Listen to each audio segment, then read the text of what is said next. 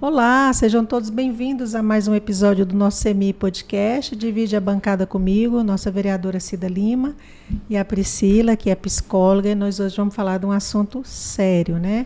Que é a campanha do Setembro Amarelo e o aumento da tentativa e, infelizmente, dos números de autoextermínio. Sejam bem-vindos, meninas. Muito obrigada.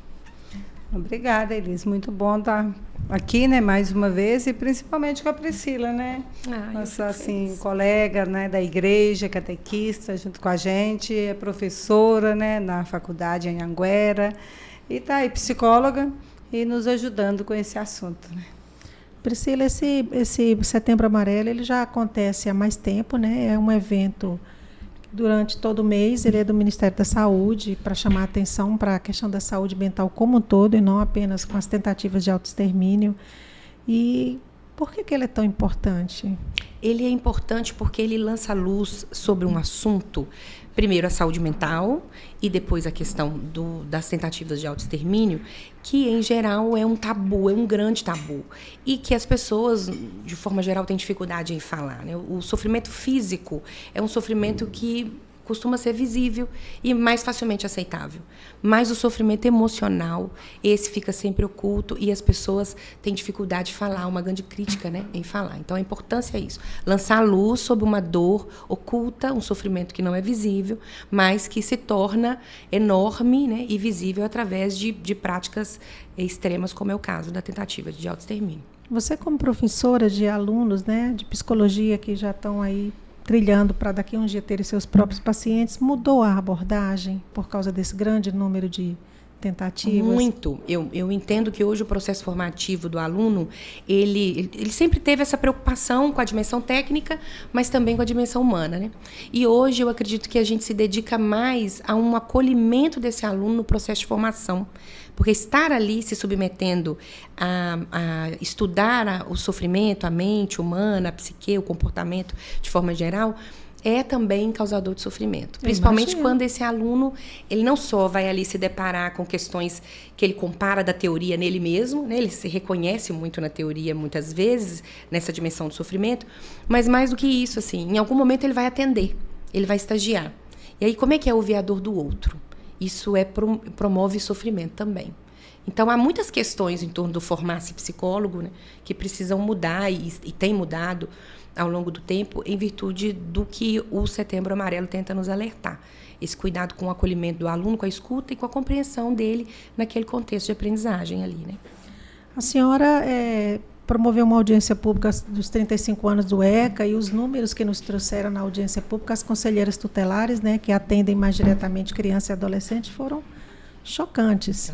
Segundo uma delas, os números dão conta que houve 34 tentativas de autoextermínio entre crianças e adolescentes. A senhora presidiu essa... Isso, só no primeiro semestre desse ano, né? 6 meses. Que elas trouxeram um levantamento do ano anterior e deste ano. Então, essa tentativa, de fato, até anotei aqui para a gente poder, né, conversar sobre, e os casos de violência, eles assustam, porque violência psicossocial e moral foram 26 casos.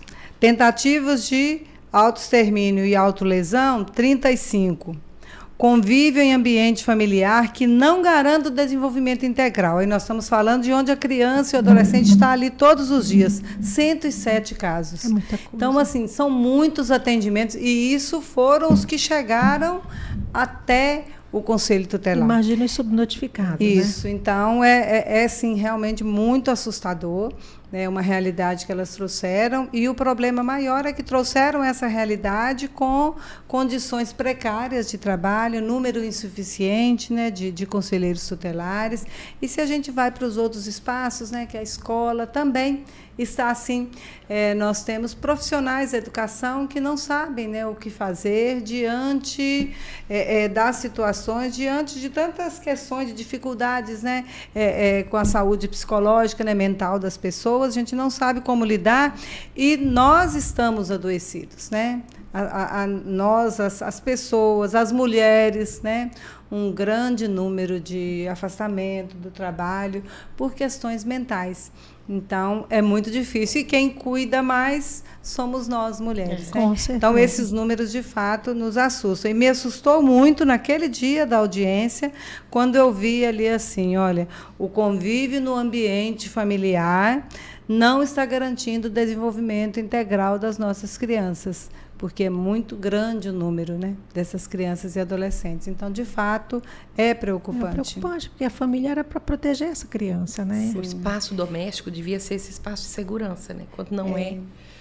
E quando vocês falavam sobre o tabu, né, diante da questão do autoextermínio, o tabu, nós temos que ir mudando mentalidades, porque o tabu ele está no nosso dia a dia. E quando nós falamos, por exemplo, nas igrejas, né, a religião sempre condenou muito Sim. a tentativa ou o autoextermínio. Ainda há quem defenda que você não tem condição de ir para o céu, né? Que é falta de Deus. E para a pessoa ter essa atitude, para tentar um autoextermínio, ou para se autoexterminar mesmo, tem que estar num nível de depressão, de sentimento, assim, de tristeza tão grande, né, que não tenha, que não veja outro caminho, né, que não veja outro caminho.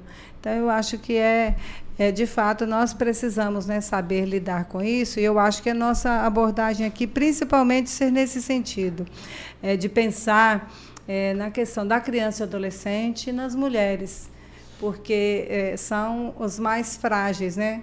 Os perfis com mais fragilidades que a gente tem, embora parece que as estatísticas, né, mostram que os homens são os que mais autoexterminam. Você sabe por quê, Priscila?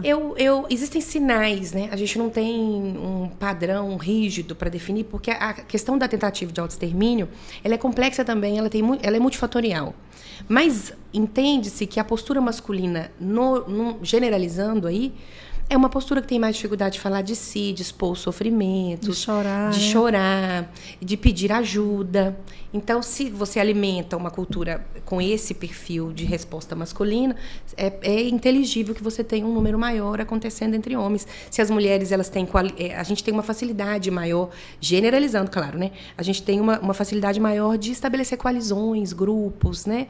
As mulheres, elas historicamente alimentaram. Fazer atividades como crochê, bordado, e pintura, junto, ajuda, e conversar, né? e ligar para a amiga, e contar para a mãe.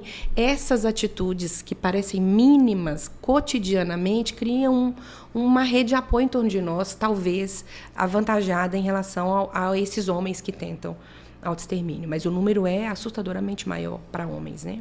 A situação da questão da saúde mental, ela piorou depois da pandemia? A gente tem na pandemia um recorte histórico que mostra um aumento, uma grande diferenciação em relação à tentativa de autoextermínio. A pandemia assustou, isolou a gente, levou a gente para uma condição de vida diferente, assustou muita gente em relação ao futuro. Acho que ninguém previa o que seria, né? Foi muito maior do que todo mundo imaginou. Então, você tem nesse recorte um aumento dos casos e uma intensificação das questões de saúde mental. Agora, eu acho que talvez o que a pandemia fez e que despertou mais essa preocupação com a saúde mental foi trazer a gente para a gente. Né? A gente passou a conviver mais em casa, mais com a intimidade. E quando você está preso na intimidade, sem grandes rotas de fuga, você tem que se encarar. Você tem que encarar os problemas e as dificuldades cotidianas que facilmente, quando a gente não está isolado, a gente desvia para outros lugares, né? E aí, estar de frente com essas dificuldades confronta a gente naquilo que eu acho que a questão do autoextermínio exige mais, que é a nossa capacidade interna, de recursos internos que a gente tem para lidar com as dificuldades emocionais, assim. Então, sem dúvida nenhuma, a pandemia impactou a gente nesse lugar, né? Quando colocou a gente para se olhar no espelho, para estar na intimidade, mais concêntricos, assim. Cida, a senhora na sala de aula percebeu já em algumas crianças essa tristeza ou esse isolamento? Quais são os sinais, meninas? Quais são os sinais de que uma pessoa está em sofrimento mental?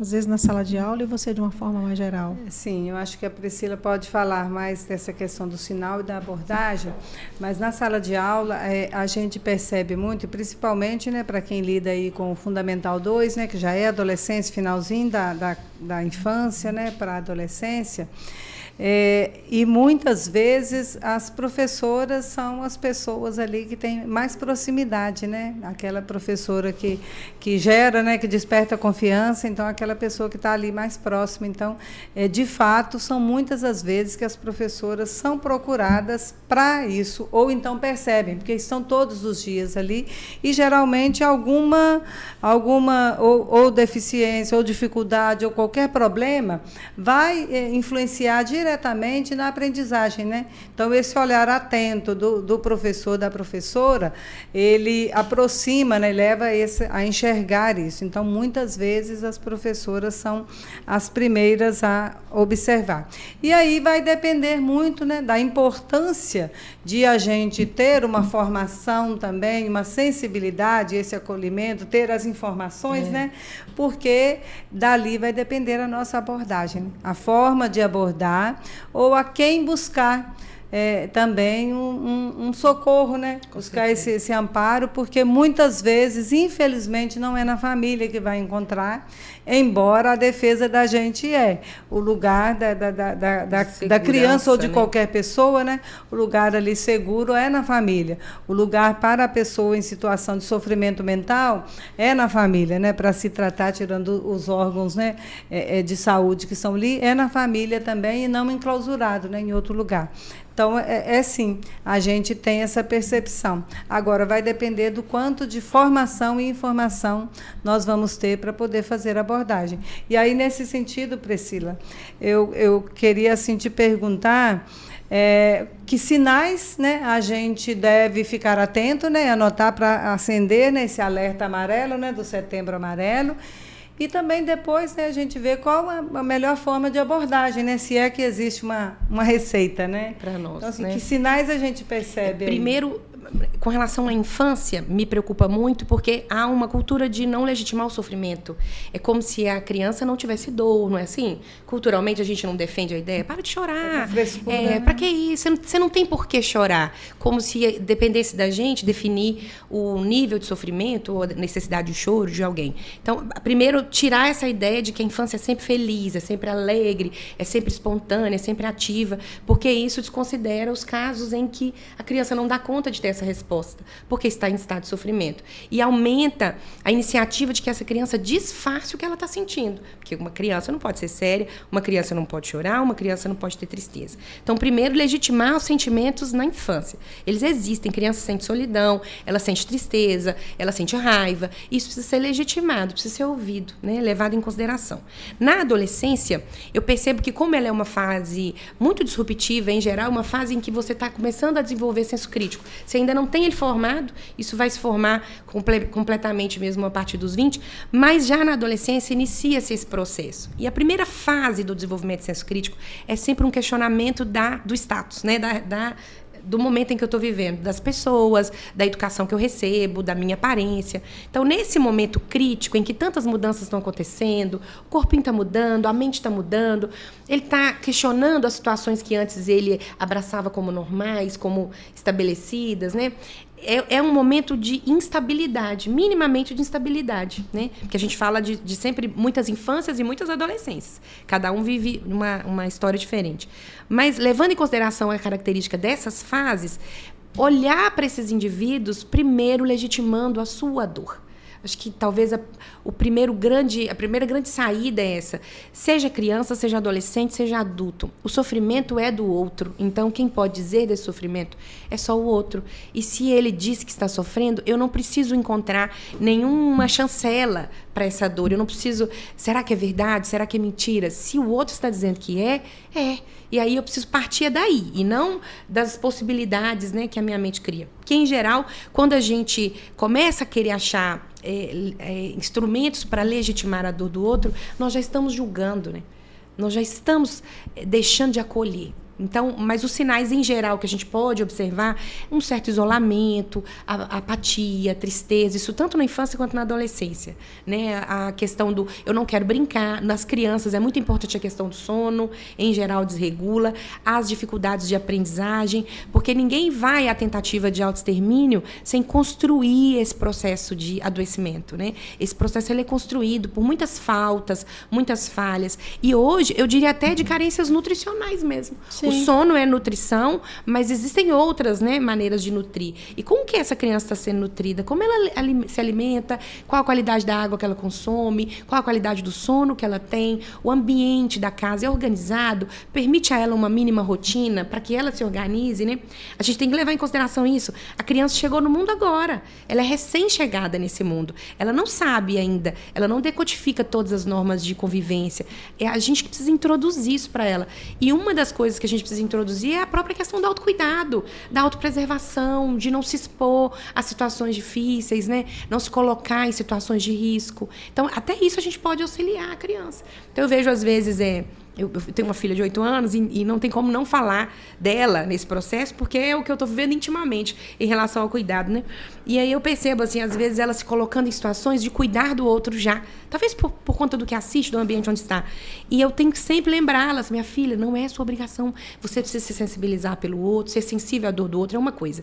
Assumir essa dor como sua, assumir a responsabilidade de cuidar, ainda não está na hora. Você não tem nem os instrumentos para isso, né? Então vamos desenvolver primeiro esses instrumentos, para no segundo momento você poder se até a cuidar. Então eu sinto isso, eles têm uma sensibilidade maior à dor uns dos outros, eles estão muitas vezes interconectados demais. Então eu tenho aquele que é hipersensível à dor do outro, e tem aquele que não tem sensibilidade alguma, porque ele está super conectado virtualmente, mas pessoalmente ele não consegue. Eu tenho a grande influência das mídias sociais, né? Então tem todo um cenário que expõe demais essa criança e esse adolescente a muitos estressores externos, né?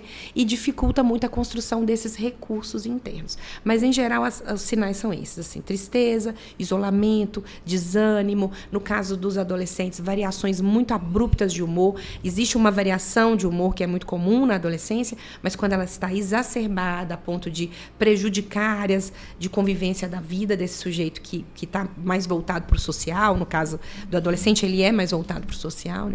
Quando esses problemas começam a ser percebidos, aí é um sinal de alerta para nós. É diferente do adulto? No caso do adulto, a gente, na vida adulta, a gente já tem um pouco mais de recursos sociais para uma coisa que a gente faz muito, que é disfarçar. Então, o adulto, ele já construiu algumas máscaras. Então, ele consegue disfarçar com muito detalhe determinadas emoções e sentimentos. Inclusive, ele é, muitas vezes, desenvolvido ao longo da vida para isso. Então, às vezes, os sinais da vida adulta, eles ficam mais incipientes. A gente percebe menos, né, essa presença. Mas a tristeza, o desencontro, a desorganização com a própria vida, a gente percebe que começa a se desorganizar abruptamente, né, no âmbito financeiro, na organização da rotina diária, pode ser um sinal de observação. A vontade, o desânimo de estar junto é muito comum, não quer nem sair de casa, pensa 1000 vezes antes de cumprimentar, de sair porque não quer cumprimentar as pessoas. As causas, né, desse isolamento, eles são banais, aparentemente banais, assim, você não quer sair para não ter que cumprimentar, você está com vergonha? Não, é porque eu não quero, né? Dificuldade de falar, de se expressar. Então, isso tudo a gente pode levar em consideração como alguns sinais. Os especialistas têm falado muito sobre a questão da telefone mesmo, de conexão, de criança conectada, né? Do perigo, que ela nem está com o cérebro preparado, inclusive. E aí a gente vê muito, é comum, né? A gente vê até alguns profissionais, a gente vê profissionais da educação, de diversas, e outras pessoas, de maneira geral, dizendo assim, essa família não dá mais conta, né, dos meninos, né? Os pais não dão conta, a gente não tem a que recorrer. E aí, nessa ânsia de querer dar conta, culpa, né? Faz esse processo de culpa, de julgamento da família, do outro, que também não sabe o que fazer, né? E aí fica essa coisa da culpa, né? Por aí. Que não ajuda ajuda nada, né? É o pior sentimento do mundo. Prejudicial. E em relação, por exemplo, às redes sociais, às plataformas digitais, nós não podemos fugir disso, né? Dessa questão política, que é preciso ter regras, né, para isso, é preciso ter lei. Então, a gente tem ouvido muito falar assim, as redes sociais não pode ser uma terra sem lei. E não pode mesmo, não, porque se ela é esse espaço ali, né, que a Priscila acabou de dizer, que ele está desconectado do resto indiferente, porque ele está conectado ali, é um espaço. Não é um espaço físico, mas é um espaço que as pessoas se encontram. Né, isso, perigoso. Então, tem que ter regras de convivência ali. Não dá para ser de qualquer jeito, né? E por conta da plataforma definir. Porque a plataforma quer né? Engajamento, dinheiro, vender os produtos que anuncia para quem está utilizando. A gente tem que pensar nisso. Todo o movimento midiático, ele é pensado para o público que o recebe, né? E a gente já sabe, já tem muito bem desenhado o perfil de infância e adolescência no Brasil. E esse é um público vulnerável, porque eles não têm habilidades suficientes para julgar o ambiente, o risco que o ambiente virtual oferece. Então, em geral, eles são vítimas fáceis e eles são endereços das ações midiáticas, assim, porque sabe que aquele coração ali é sensível, né? É mais fácil de converter, de mudar. E muitas decisões que os pais vão tomar vai ser direcionado por esses filhos da infância e da adolescência, que são público da infância e da adolescência. Então, é complicado mesmo. Precisa ter a legislação e precisa ter a orientação, assim. Os pais, eles... Talvez o melhor presente que os bons pais podem dar aos seus filhos é buscar se integrar, assim, você se reconstituir, porque todos nós temos buracos existenciais, né, os mais diversos. Então, ao longo da nossa vida, a gente entender que na função de autoridade, na função de cuidado que o papel de pai e mãe nos confere, buscar a nossa integridade talvez seja a maneira mais segura da gente conseguir oferecer integridade para os nossos filhos. Nós estamos nos desintegrando também, né? Nós estamos fragilizados emocionalmente e, com isso, nós fragilizamos. Mas quem não está integrado... na prática? Cuidar de si, assim, buscar desenvolver a sua maturidade, encontrar o seu lugar de mundo, assim, buscar qual que é a minha responsabilidade, até onde eu dou conta. A gente tem uma cultura ainda de que o pai, a mãe, não pode dizer para os filhos abertamente onde estão as dificuldades. Às vezes começa por aí, por esse diálogo de, olha, até aqui eu dou conta, daqui para lá eu não dou mais. E aí não, porque eu preciso me resguardar também. Demonstrar para os filhos o nível de sofrimento que determinadas ações provocam nos próprios pais, né? Trabalhar a questão do respeito com os filhos, com as necessidades dos filhos, porque elas vão exigir da gente algo a mais. Não dá para ser pai e mãe com o tempo que sobra, né? A gente vai ter que ser pai e mãe com o tempo que falta, porque não dá, a vida não vai parar para nós. Então, é uma grande responsabilidade, mas principalmente buscar ajuda para isso. Porque se a gente não está dando conta sozinho, a gente quer ainda ser capaz de julgar o sofrimento do outro, analisar e tomar decisões. Como é que a gente vai analisar de uma maneira acertada o sofrimento dos nossos filhos se a gente não dá atenção nem para os nossos, né? A gente está acostumado a ignorar os nossos. Então, vamos buscar ajuda para a gente se integrar e, a partir desse momento, ser hábil para integrar outras pessoas, né? Você tocou num ponto interessante, falar de buscar ajuda, né? Então, são duas questões aí. Primeiro, é a abordagem, né? A pessoa, de como a gente abordar, até porque nós temos uma dificuldade, você começou a falar disso no início, a dificuldade de perceber aquilo que a pessoa está sentindo, porque é uma questão mental, e mesmo que ela fale que sente alguma coisa física, mas não é palpável, porque não sai no exame. O exame não mostra. O exame não mostra. Então, essa é uma primeira questão. A outra é como acessar esse serviço, porque ainda é um serviço elitizado. Serviço mental. Né, para a saúde mental. Cara, e nós não somos, cara, às vezes... Cara. É claro que a gente tem vacinas e tudo, mas nós não temos, talvez, esse hábito de pensar na saúde preventiva, né? A não ser aquela que já vende, oferece, já o SUS oferece, né? Através das vacinas e tudo, mas a gente geralmente vai ao médico quando está doente, né? Então, tem essa dificuldade de prevenir. Então, assim... Como acessar esses serviços? Eu acho que, né, a gente precisa conversar sobre isso, né? E como fazer esse acesso. Então, no seu caso, acho que primeiro, né, um pouquinho dessa orientação de como, né, a gente pode acessar e também a gente fazer aqui a discussão, né, da questão mais política mesmo, né, da situação. A rede em si já é munida do profissional de psicologia, ele está ali em muitas frentes, ele está apoiando projetos educacionais, ele está dentro do posto de saúde, está dentro do hospital, mas para além desses serviços, nós temos o Centro de Defesa da Vida, que você acessa via 188, é um atendimento gratuito, fica disponível 24 horas para essas situações emergenciais. Mas para além disso, uma frente que eu acho que precisa ser fortalecida muito aqui na nossa região é a questão das clínicas escolas. A gente tem cursos de psicologia em pelo menos 3 grandes centros educacionais aqui de ensino superior. Cada um desses centros, obrigatoriamente, oferece, através de suas clínicas escolas, serviços gratuitos de psicologia, com qualidade, com dedicação em várias frentes de atendimento. Então, é preciso que a gente explore mais essa parceria com essas instituições que estão em volta e que podem nos ajudar. Mas, para além disso, a saúde ela ainda é vista de uma maneira seccionada, dividida, né? Não existe saúde repartida. O conceito de saúde, ele é um conceito que se dá na integralidade. Então, eu só sou saudável se eu tenho essa sensação de bem-estar e de integridade geral. Não existe saúde mental, ou saúde física, ou saúde espiritual, ou saúde social. A saúde é a saúde toda, não tem como ser recortada. A gente recorta para assistir, a gente recorta para estudar em profundidade.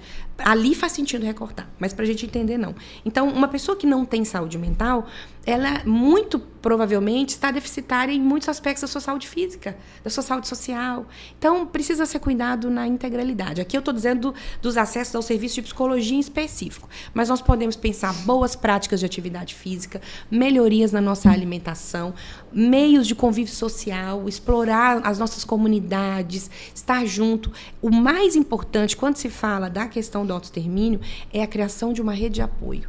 A gente precisa criar em torno de nós uma rede, onde todo mundo entenda que tem seu papel. Então, não é meu filho, mas eu estou vendo sinais, é meu papel acionar os meios cabíveis, se é a escola, se é a religião, se vai ser o centro comunitário, se vai ser a minha vizinha, que é mãe da criança. Eu posso me articular, me entender parte desse todo, e quando eu faço isso, eu sou rede de apoio. E eu auxilio que esse problema vá sendo minimizado. Eu posso compartilhar informação, eu posso fazer o que nós estamos fazendo aqui hoje, né?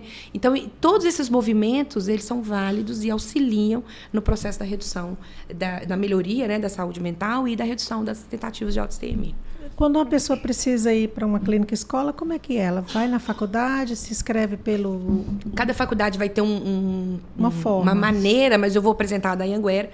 A clínica escola da faculdade fica aqui no centro, onde antigamente funcionava o prédio do ACEDIP, ali perto da delegacia. Então, você procura a clínica escola via WhatsApp ou presencialmente, ou via rede social também, porque eles têm Instagram.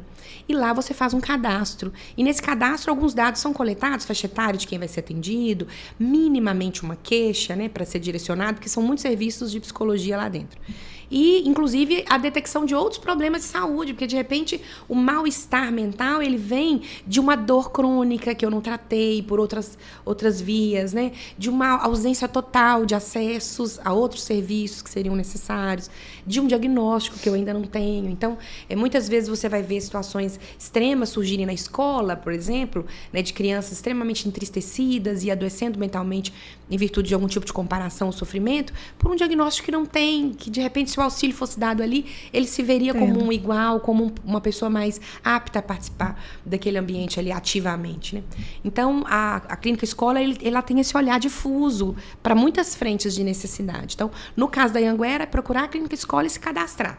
E aí, semestralmente, a gente libera os atendimentos, porque a faculdade é pensada, né, semestralmente. Mas, no geral, acredito que em qualquer outra instituição deve não seja tão assim diferente. Também, né? É só procurar e se cadastrar. Já nas unidades de saúde, tem que passar pelo acolhimento lá e ser encaminhado pelo médico. Pelo né? médico. Sim. Mas a gente tem uma série de serviços sociais sendo oferecidos. E aí a gente tem, né, os centros de atenção no psicossocial, né, os CAPS, a saúde mental que a gente precisa cobrar, né? Isso para poder, inclusive, fazer também esse tratamento preventivo, né? E a gente tem um déficit, na verdade, né? Aqui no nosso município, a gente tem serviços, né, que não estão funcionando.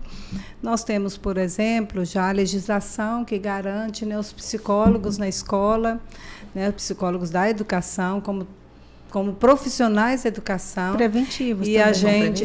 e a gente não tem, que não seria um trabalho clínico, né, dentro da escola, sim, mas para trabalhar todas essas questões de dificuldades, né, que a gente vai enfrentando ali dentro da escola, que esses profissionais vão ajudar, e a gente não tem também, né, ainda nas nossas escolas. Então, são problemas, né, que a gente talvez poderia evitar, inclusive com os profissionais da educação, né, com os demais profissionais da educação. Que também adoecem muito, né? Sim, tem muito afastamento profissional. Muito. Uma das categorias eu que mais vi adoece. Há dias atrás uma fala do novo secretário de Educação estadual, da rede estadual, né, da Secretaria Estadual de Educação, assim, questionando o número de CID, ou quais CID, né, quais causas das licenças, dos afastamentos dos profissionais da educação, das professoras, como se fossem assim, estão inventando, né, um CID, agora é esse, e depois é o outro, como se as pessoas, né, os trabalhadores fizessem isso, né, por maldade. E aí eu acho que é importante a gente tocar, nós falamos muito das questões da criança e adolescente, mas nas mulheres, né, fazer essa pergunta, né, no trabalho preventivo, né, quem está cuidando da população, que aí são as mulheres quase sempre que estão nesse papel de cuidado, e aí para mais, quem cuida de quem cuida, né? Quem está cuidando das mulheres?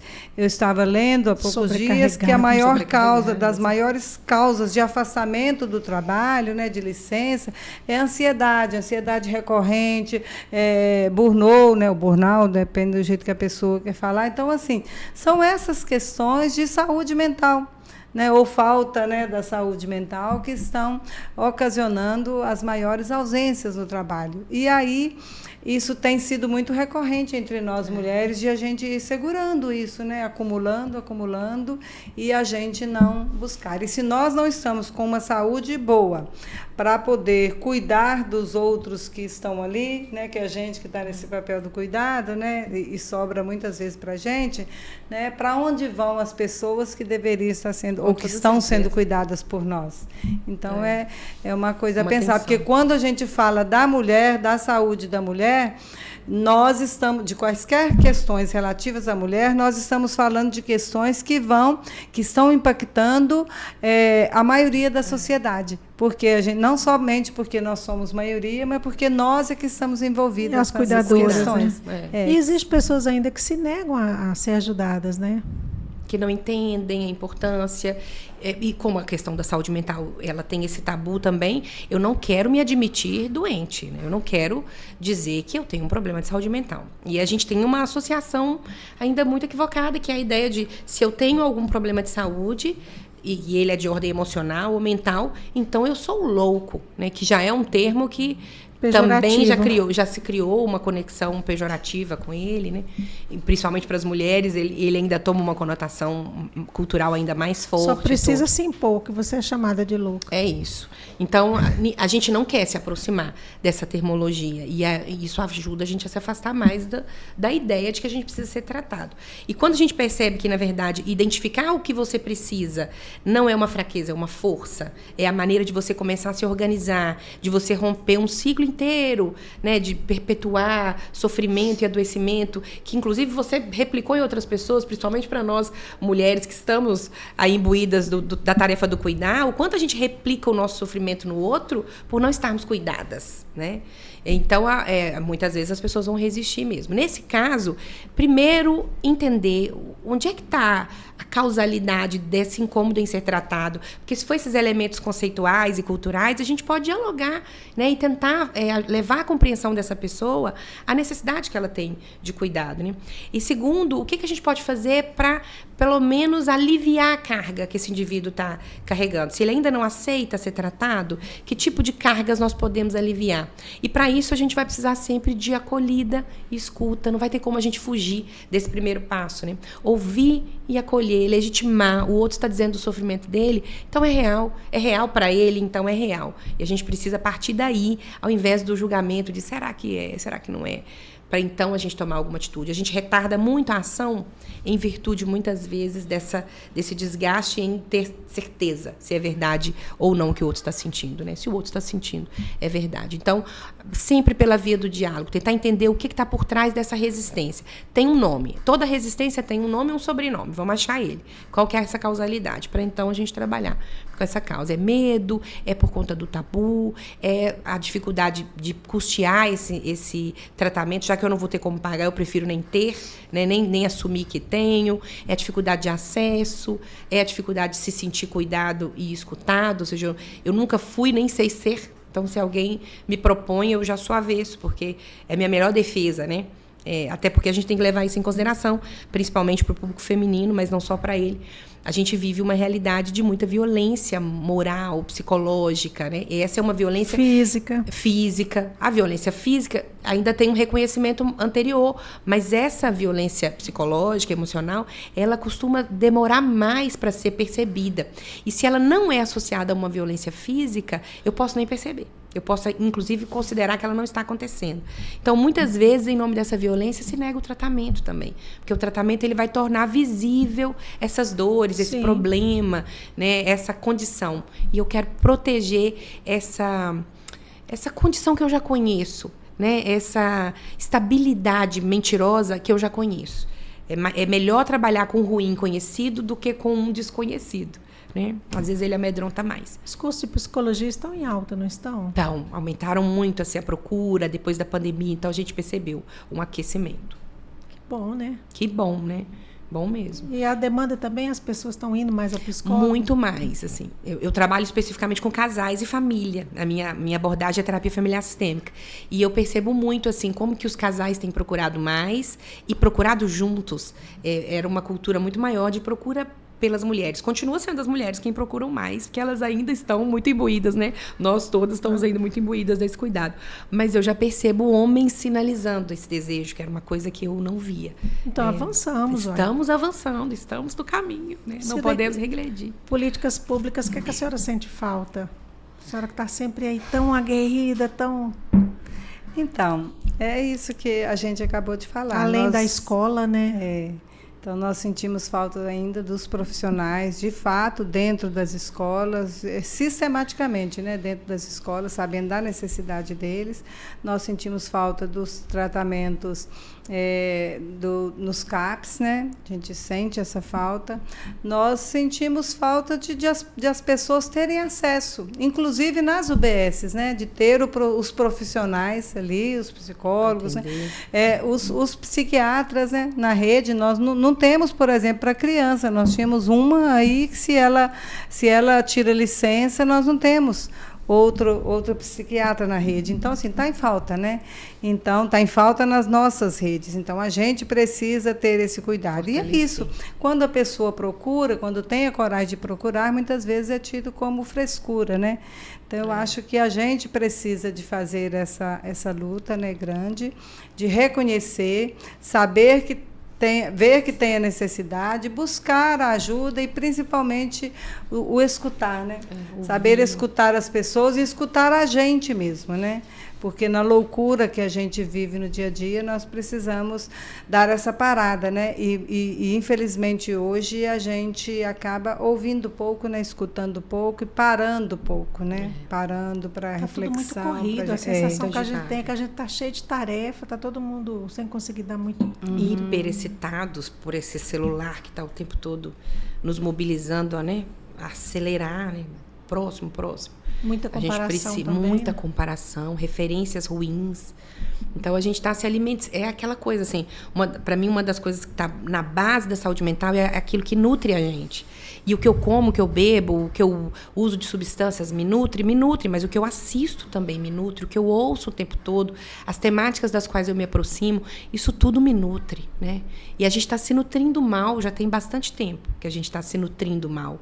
E nutrindo mal as nossas relações, as nossas trocas, tornando tudo muito artificial, mecânico, né? A gente precisa estar mais em contato uns com os outros, para a gente perceber que o nosso sofrimento não é só nosso, no outro também está acontecendo muita coisa.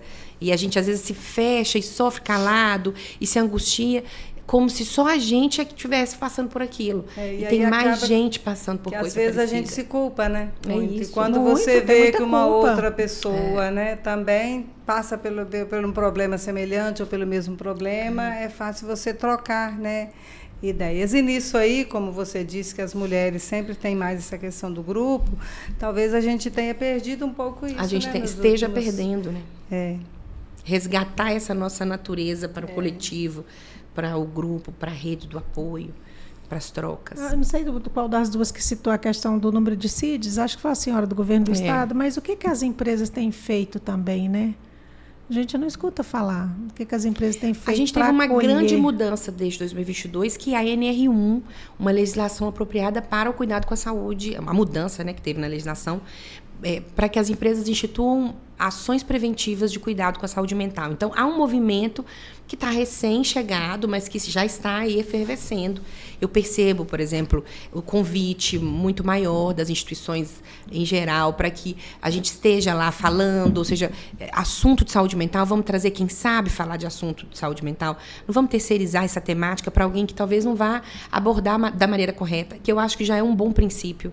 Né? Se eu tenho um problema de coração, eu vou no cardiologista. Se eu tenho um problema com a saúde mental, eu quero devanear, eu quero resolver isso de uma maneira aleatória, julgando, né, que eu sei, que eu consigo fazer, ao invés de procurar ajuda, né, a questão da autoajuda frouxa, porque tem até uma autoajuda que eu gosto dela, assim, essa de se autoavaliar, de se analisar um pouco, de se questionar também, né, a gente está sempre com um olhar muito projetado para o outro, nesse intento do julgamento, e a gente às vezes se olha pouco também, peraí, o que desse conflito é minha participação, né? Sou eu sangrando em tanque de tubarão também. Deixa eu me cuidar e me preservar. Se cada um fizesse um pouquinho isso, né, dessa maneira... Esse autoexame ajudaria muito para que a gente não impactasse tão negativamente a vida dos outros.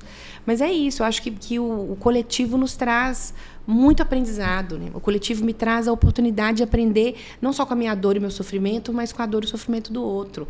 E isso as instituições estão começando a fazer, assim. Vamos trazer gente, vamos criar novas parcerias, né? Traz o psicólogo, traz o médico, vamos fazer essa conversa. Está começando a esquentar. Eu acho que esse setembro, ele tem Você fez muitas visitas? Fiz algumas já, ainda tem mais marcadas, né, até o final do mês. Então, eu acho que isso é legal. Esse movimento aqui mesmo, olha, a Câmara está se preocupando em discutir essa temática aqui, porque o alcance de vocês é da população, é para a população em geral, né?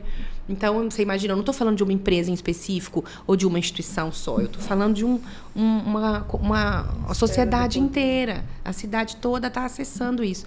É muito importante que a gente vá quebrando esses estigmas, né? Vamos falar de saúde mental abertamente. Todos nós estamos precisando. Não tem ninguém bem, não tem ninguém dando conta do jeito que o Instagram está vendendo. Está todo mundo precisando de ajuda. E tomando muito medicamento. Né? Hipermedicados, isso. Não tem mais chazinho de camomila, acabou, né? Acho que não tem. Parou de fazer efeito, né? Na minha casa ainda tem também. Ai, uma delícia. Necessário, tá vendo? Poderíamos ter feito, né? Esses momentos, assim, né, da gente se dar esses prazeres, esses cuidados, é necessário, né? Eu deixo o espaço em aberto. Eu não sei se a senhora tem alguma coisa para abordar aí com a Priscila mais diretamente.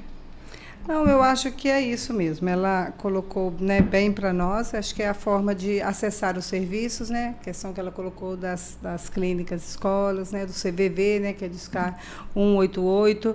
E, no mais, eu acho que é aquilo mesmo que está ao nosso alcance, né? De a gente procurar mais conversar uns com os outros, ter mais tempo, né, em família, manter rotina, porque é difícil a gente manter rotina, né, em casa. Eu ainda ouvia outro dia uma psicóloga e ela falava assim, reserve um tempo de casa para a família, porque hoje, às vezes, é difícil, cada um tem uma atividade. E, por exemplo, televisores. Lá em casa tem 3 aparelhos de televisão. Você tentar ter um só, né? Essa é uma coisa que lá na minha casa, por exemplo, eu tenho mantido. Tem uma televisão só. Todo e pronto. Então, assim, de a gente estipular, hoje, tal dia da semana, nós não vamos estar com o celular. A gente vai deixar o celular tantas horas sem celular, vamos ficar todos juntos, ou vamos assistir um filme, vamos fazer uma outra programação, só a gente, sem as redes sociais. Então, esses espaços, assim, né, eles são importantes, mas eles estão cada vez mais difíceis, né, de a gente fazer. Então, para a gente tentar fazer essas coisas, esses programas assim, também, né, mais de forma mais com a família mesmo, cobrar mais, né, das empresas, do sistema, né, de maneira geral, do sistema político, cobrar mais tempo para a gente, mais tempo para a família, tempo para as nossas crianças, porque também com a jornada de trabalho que nós temos, fica quase impossível. Então, são essas questões assim. E saber escutar mais, né? Escutar mais a gente, né, as nossas necessidades, e nós que somos pais e mães, é muito necessário nós escutarmos nossos filhos, né? Principalmente são crianças e adolescentes. É muito desafiador, muita responsabilidade, isso mesmo. Então, a gente tentar parar, porque é difícil a gente parar. Até porque exigem de nós uma rotina que seja assim, acelerada, né? Direto, acelerada.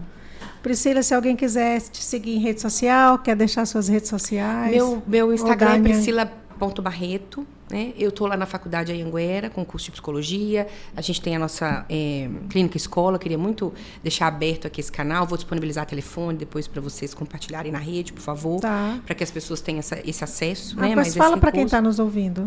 Deixa eu pegar o que eu não vou sair de cor. Eu sou a pessoa o número. Não, mas está difícil memorizar telefone mesmo. Hoje em dia é por causa As minhas redes é @professora Cida Lima. Né? Mas a gente tem as redes sociais da clínica escola, né? Que no nosso caso lá é Psicologia Anhanguera. Então, entrou lá, chamou por lá, a gente responde também. Mas o telefone do nosso SPA, chama SPA, Serviço de Psicologia Aplicada.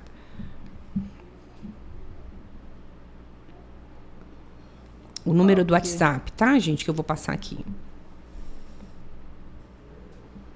Só porque a gente quer o número, a gente não acha o número.